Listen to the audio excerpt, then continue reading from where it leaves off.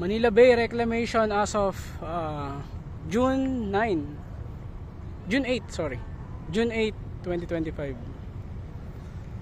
So we can see, mataas na yung tinambak nila na ano dito, no?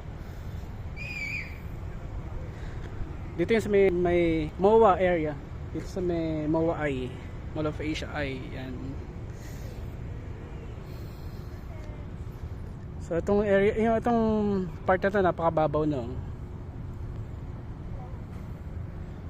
Ang taas ng ano, ng mga buhangin. Siguro halong buhangin yan, tapos yung tawag sa ganun. Yung buhangin na ini-extract sa seabed sa dagat.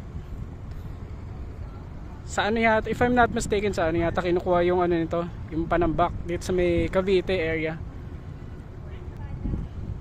Ini-extract sa ilalim ng lupa, ano, via may tubong malaki, ini-extract doon sa pinaka seabed niya sa ilalim. Hindi siya sa bundok kinukuha. Ano ba tawag din? Yan.